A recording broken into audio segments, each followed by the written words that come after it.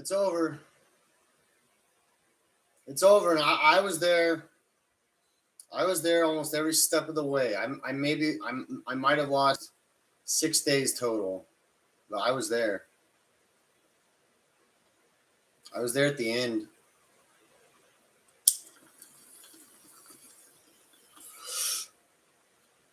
We finally got past Reaching Trail.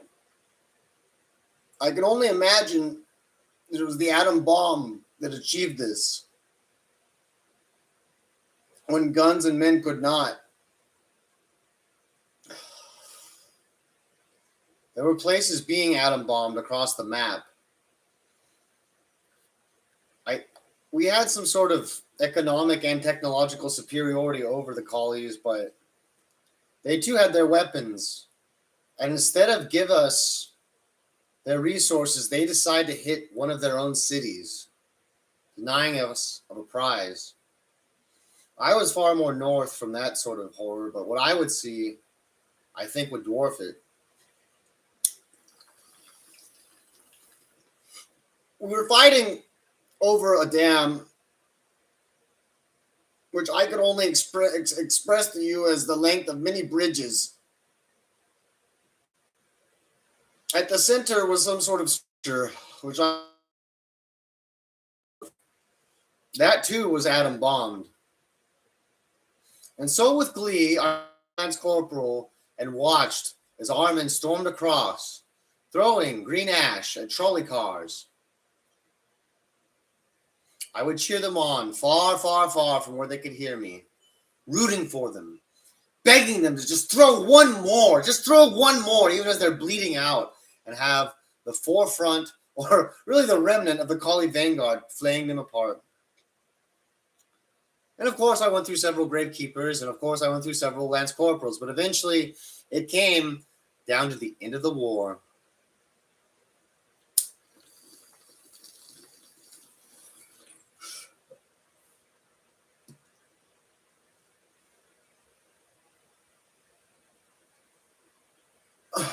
I'd never seen it before, what the atom does to an area once it's split.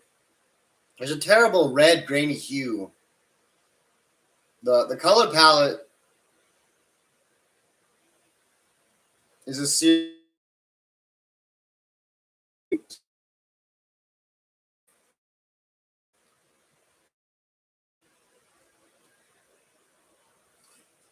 We were pushing in back of the HDTs, and I had found a gunner of some competence who had been with me, I think, through 2 grave diggers, surviving the first.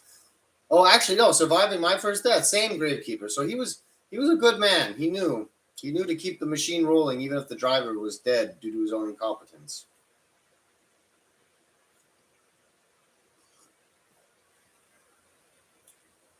And so, past the main tank line, the main road, there's somewhat of this.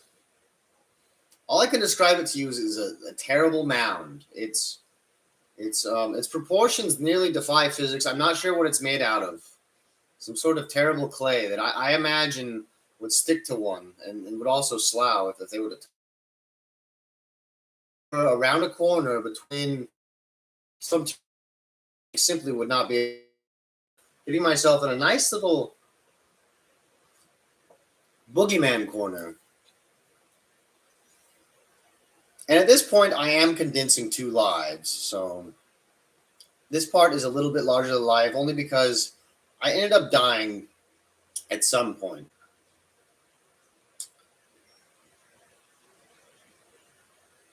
And so I situate myself on top of the mound, and even my cunning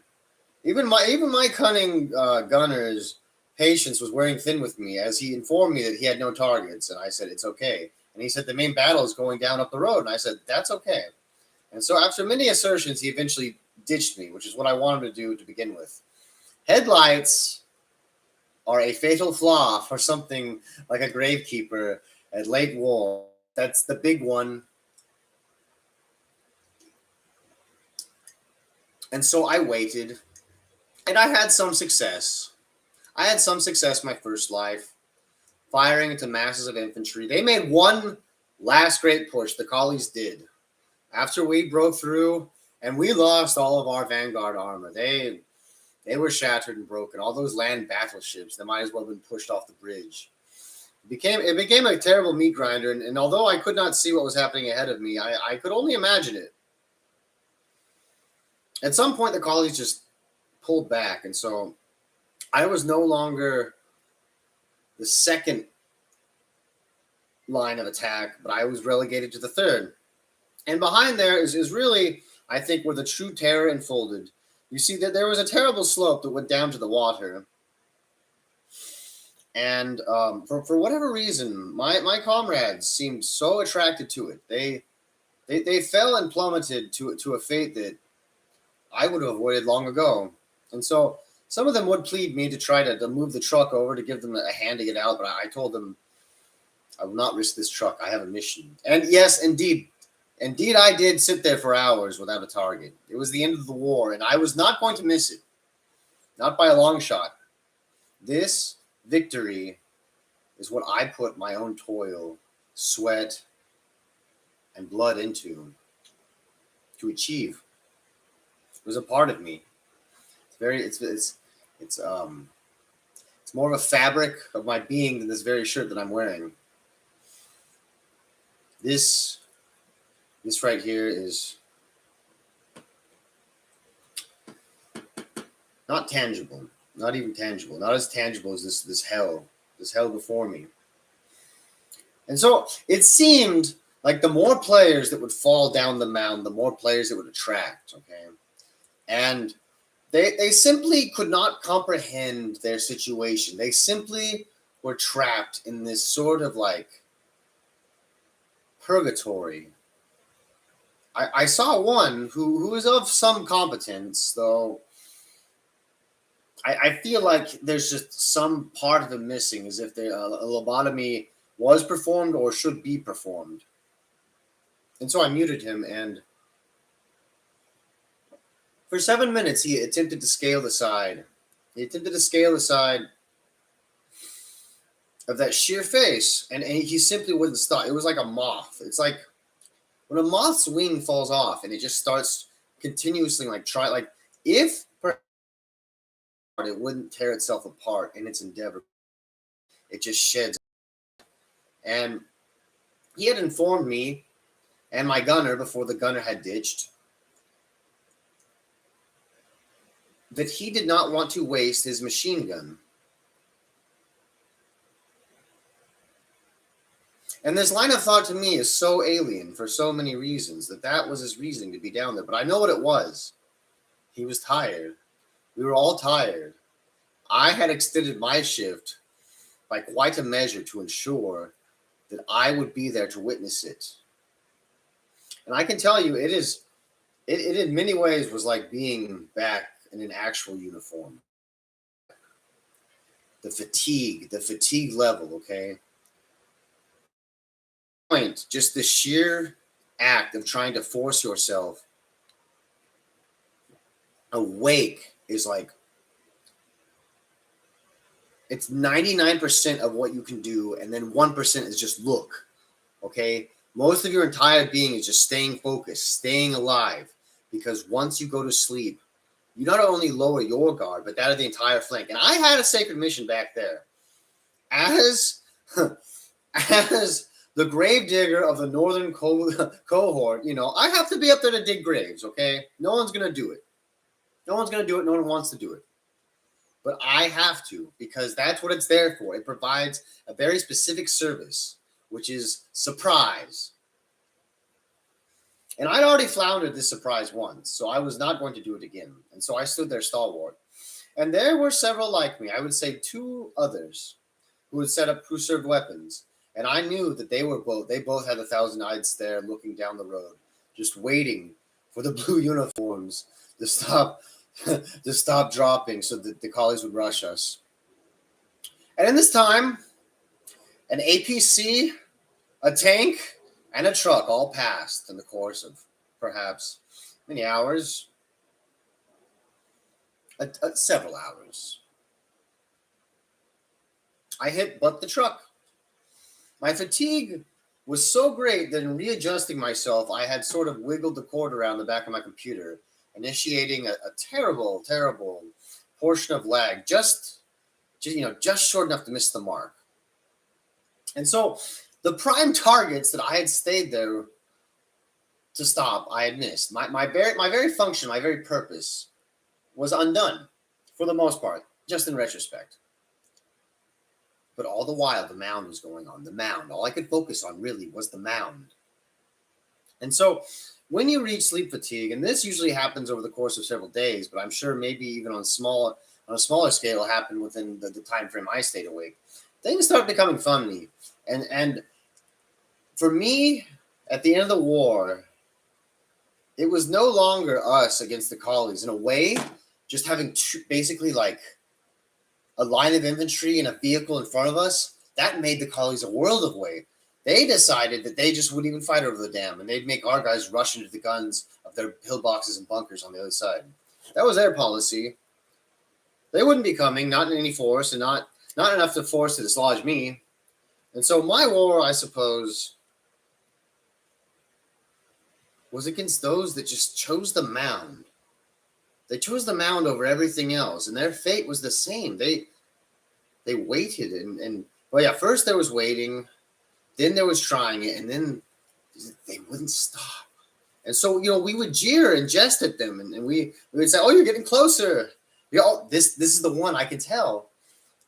And finally, I just started saying like random things that didn't make sense, like, "Oh, wow, congratulations, you did it.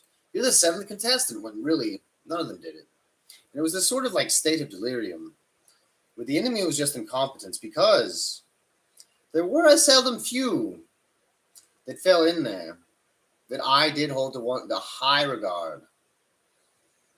Perhaps these ones just made a mistake, and the others were the idiots.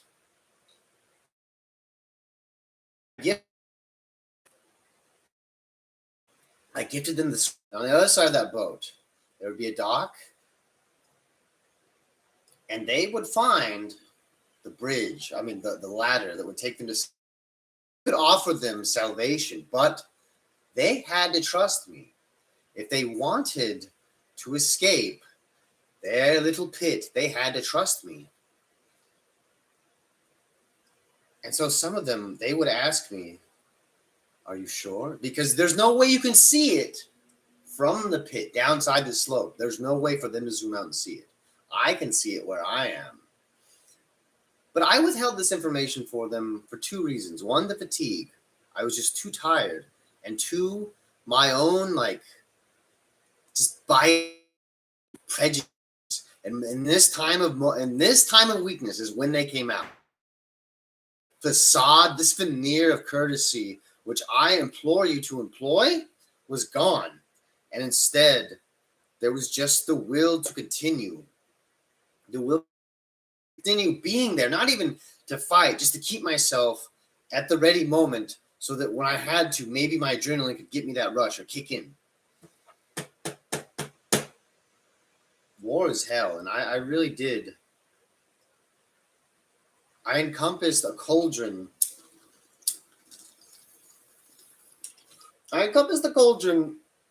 Of different factors that led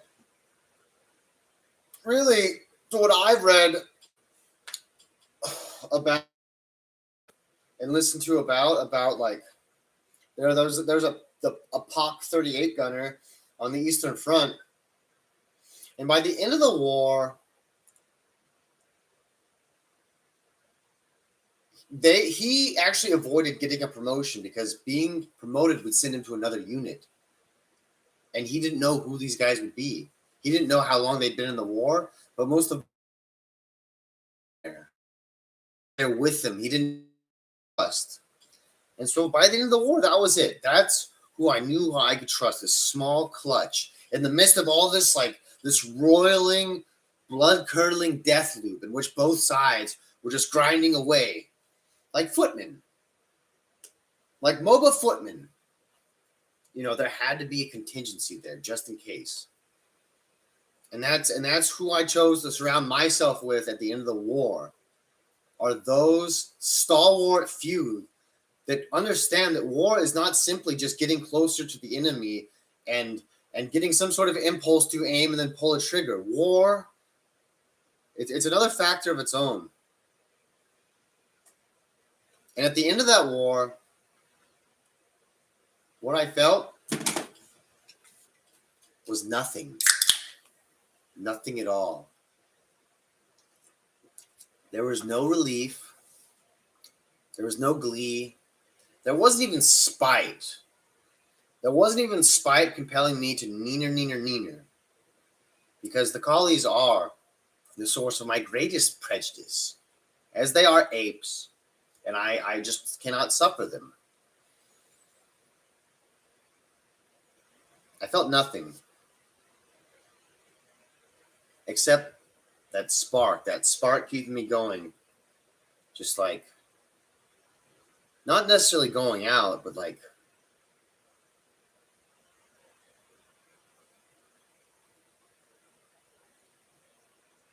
feeling misplaced.